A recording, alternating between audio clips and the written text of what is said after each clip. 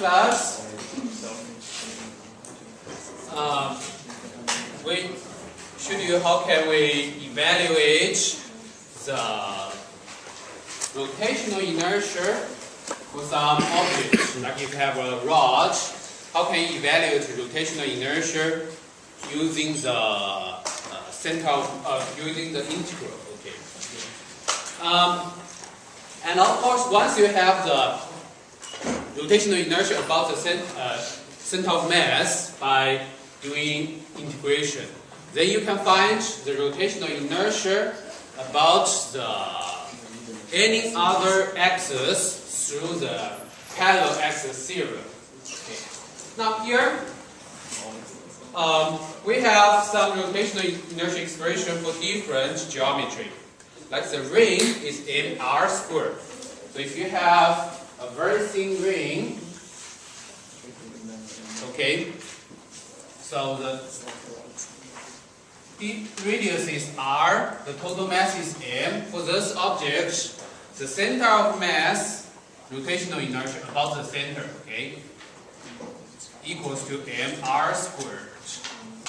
Now if you have a disk like this,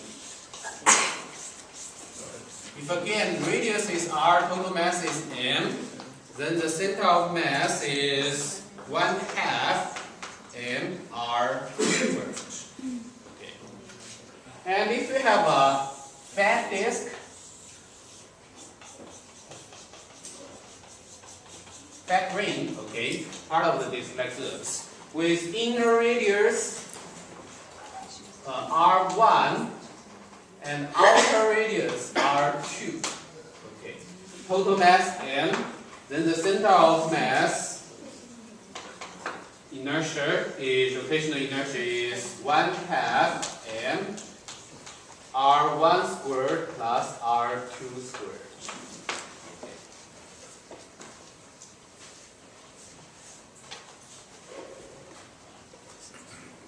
Is the second one a sphere?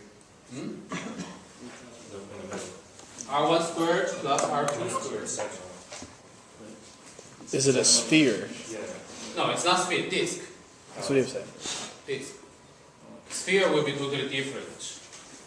Okay? So this is ring, disk, okay? The thin ring without the white. This is a white ring with R1 inner and outer radius. Okay. And now, we want to use integral to evaluate this and this. Okay. So for this one, the integration should be easy. You can think about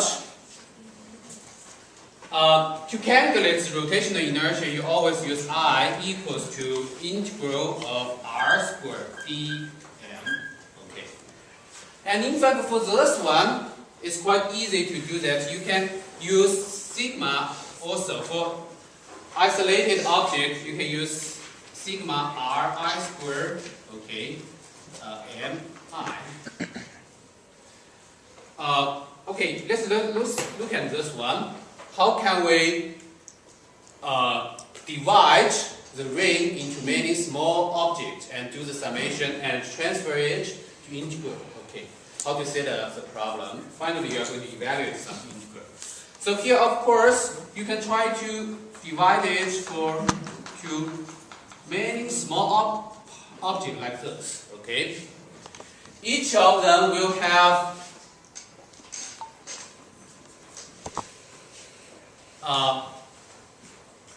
dm, the mass. Okay, the weight. You can say okay, whatever weight. So you can think about how can you find this one. You don't have to even use the integral. You can think about it. If you think about all of them are some small particle, okay, with the mass dm, so then you sum all of them, okay, you can get, because all of them have the same radius, right, for the same ring. All of them have same radius r, so okay, let's still use the integral. It's more rigorous way to do that. So I equals to this. But all of them have the same radius, capital R. So it becomes r squared this, right? Integral. And how can we express dm? dm, you can cite a linear density. So the total length of the ring, thin ring, is 2 pi r, right? And the total mass is m, so the density, the linear density, equals to capital M over 2 pi r. So dm will be the linear density of rho multiplied by ds. ds is the length of the small part, right? Any question here? It's a linear density multiplied by the length of each small part. So it becomes r squared m over 2 pi r ds. Okay. Now you can factor out m over 2 pi r is constant. So I equals to r squared m over 2 pi r. Now you have an integral of ds. What is an integral? You can think about,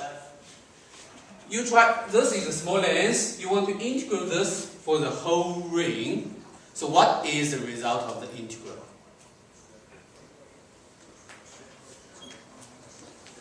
This one, along this ring, if you integrate ds, it's a conceptual stuff. Think about, what is that? We said we divide this into many small parts, and each with a length ds. If we want to integrate this for the whole ring, like from here to here, what is the meaning of this integral? The length of the ring, right? The integral And from again, 0 to 2. this one is 2 pi r. If you integrate it, right? So because r squared multiplied m over 2 pi r over 2 multiplied by 2 pi r. So this is mr squared. Okay? So here the key is that when you try to set up the integration, it's very important you understand how to change dm to the integration. Okay, that's the physics here. Any question here? Another way to think about this result is, of course, you can think about there are many small particles. Each particle is a small particle. Each of them should have the mass of this one multiplied by r squared. So the whole thing will be the total mass multiplied by r squared. You just add all of them. So all these small mass, m1, m2, m3, all of them add together will give you total mass. Okay, another way to think about that. You can think about here you have many small parts. You have m1, m2, m3, m4, all of them together. So if you can try to calculate the rotational inertia, it should be m1 r squared plus m2 r squared plus m3 r squared, and so on, right? And then you factor out, you get m1 plus m2 plus m3 plus this r squared. But if you add all these small masses together, that's total mass, capital M, right? Okay, that's another way to understand this expression. Okay? Now, let's look at this one. For this one, that you have only one way to evaluate it. Okay, it's by the integral. So, let's look at how can we get this.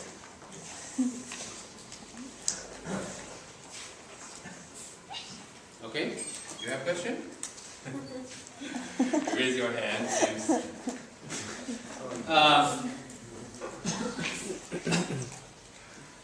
So let's look at how can we set up this integral.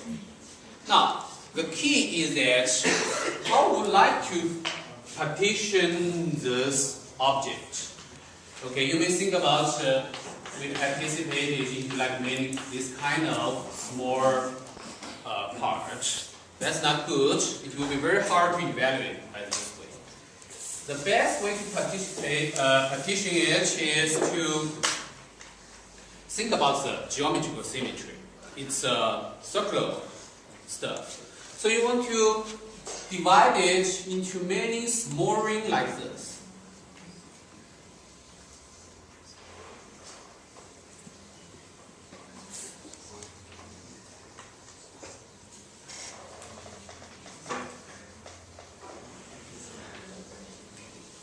Okay, like this. Make them many small rings. So each ring, okay, how to characterize each ring? Let's look at, for example. Okay, so we just now understand what we are going to do in another graph. So we only emphasize one of the ring here, okay?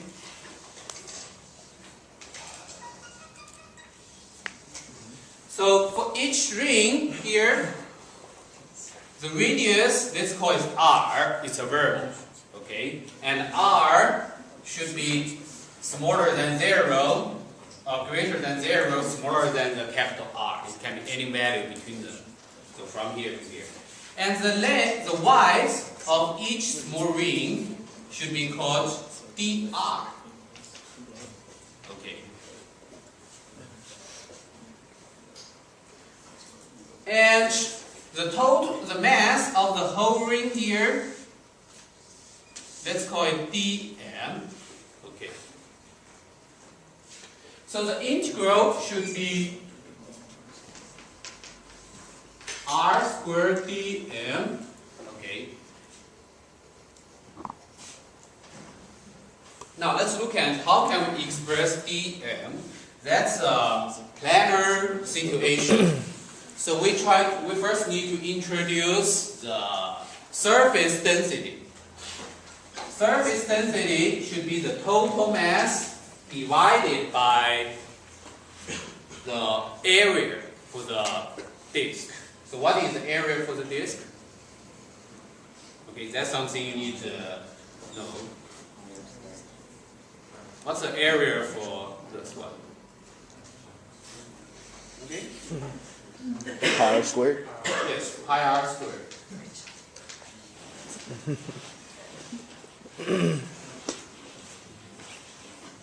Okay. So this is the density, and then we can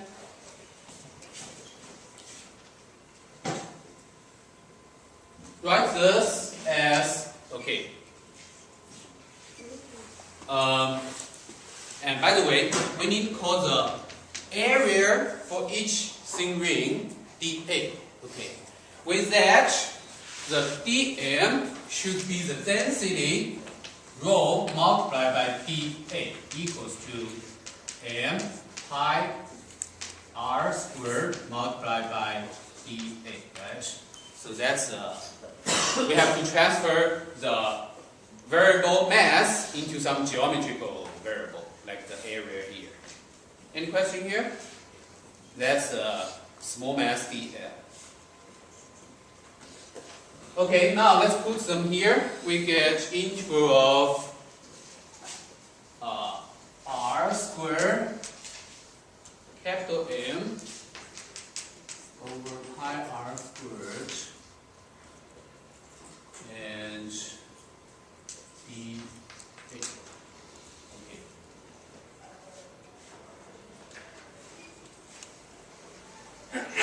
So this will give you m over pi r squared dA. Okay. Now we need further look at how can we express this area, the dA, the area for the string here.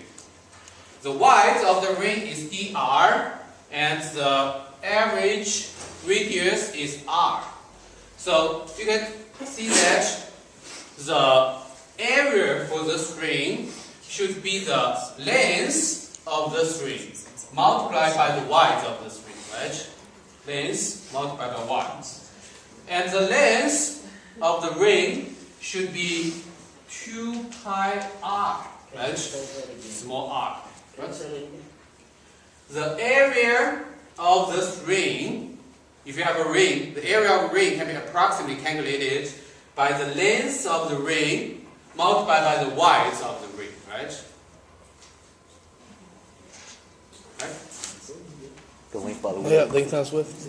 Right? Like if you were to stretch it out. So the length of the ring is 2 pi r. The width of the ring is dr. So dA should be written as 2 pi r over dr. Okay?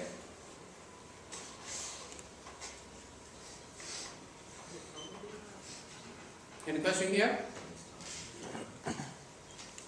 So then you get 2, this one equals to m over pi capital R squared,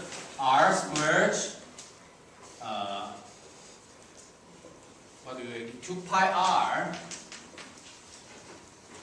dr. Okay, so if you rearrange that, you get this pi cancels this pi, and 2m over r squared r cubed dr. So now it becomes the integral of the radius, your fundamental variable. Then you can evaluate this integral.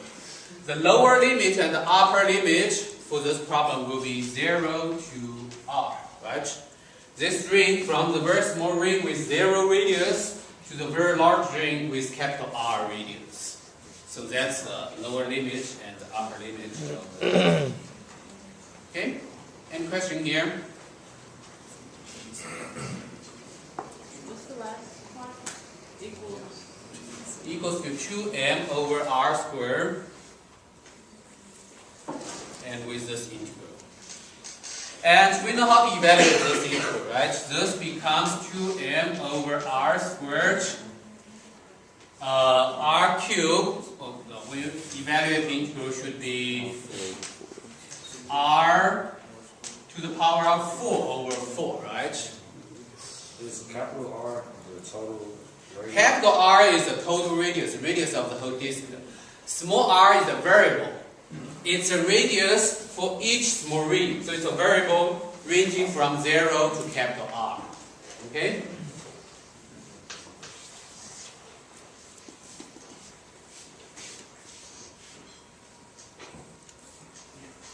And you calculate this from 0 to capital R, lower limit to upper limit. And then you can evaluate this very simple, the final two term. So 2m over r squared, r4 over 4 minus 0, right? So this, if you calculate, you 1/2 m r squared. Any question here? So here, for these problems, what I would like to emphasize that physics, what we are trying to learn here is called the calculus-based physics. Okay, calculus is evaluate the integral, but physics means you should be able to set up it like when you have this very original definition. You know how to get to this state. After that, you know how to do it, right? That's just a simple calculus. So evaluate any of these calculus. I think that's much easier than your calculus class problem. This is a very simple one. But you need to understand how to set it up. This is physics, very important. Okay. When you like you have a science or engineer problem, you want to try to solve it. You should know how to transfer it to some equation or integral. So here, the point is that you have to divide them into many small parts. Each part has some small mass dm, and then you should be able to write it as like these things with a geometrical parameter. Okay. Now, another comment I would like to end is that if you look at the result, once you get the result, you can try to understand this one. The ring, okay,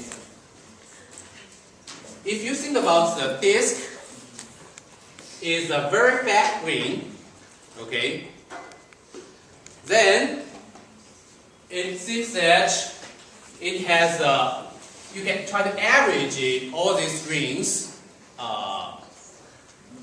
the rotational inertia for each ring. If you have many of the ring here, for each of them you have mr squared. If you try to average it, you get 1/2. Okay, because for this one you get 0 radius. For this one you get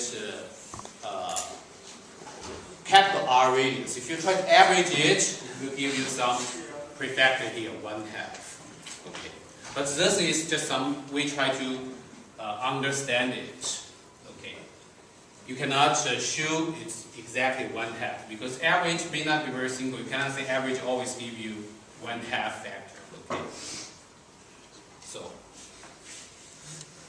now for this one, last one. Okay, in fact, you can use some geometric, the mathematical trick, okay, algebra trick to prove the last one.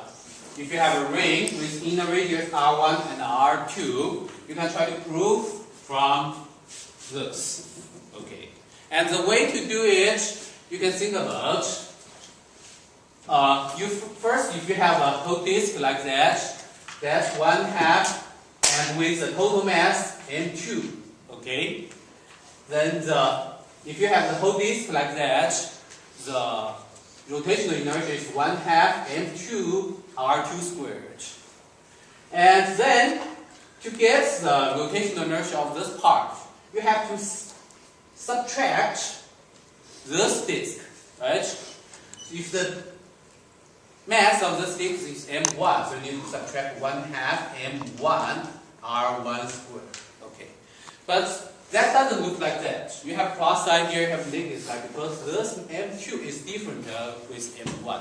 You still need to figure out what is the relationship between m1 and m2. Finally, change it to capital M. After some algebraic manipulation, you are going to get that result. If you are interested in that, you can do it by yourself.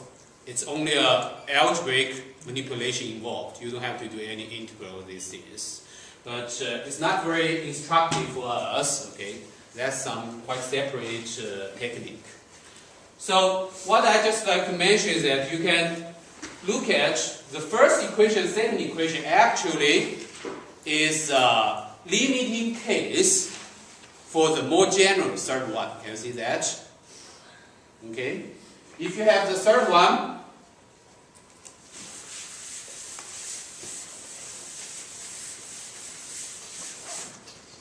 okay, if you have this, and hence you can get the first and the second equation. So if you set R1 equals to 0 and R2 equals to R, what do you get? So if R1 becomes 0, that becomes a disk, right? And so you get, this way you get 1/2 mr squared.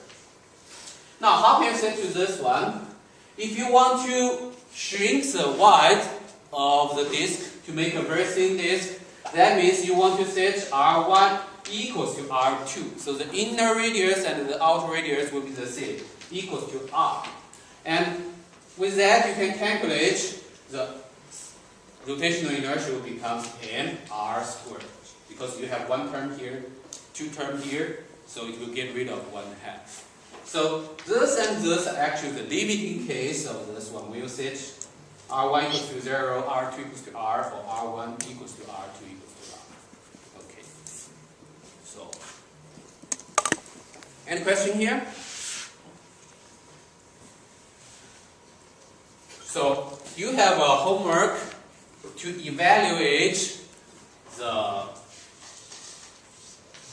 rotational inertia about a sphere. Okay, you need to think about how to evaluate it. Of course, I don't know. I think the textbook has that example. So if you cannot figure it out by yourself, you can look at the textbook. Okay? Do you have any question here?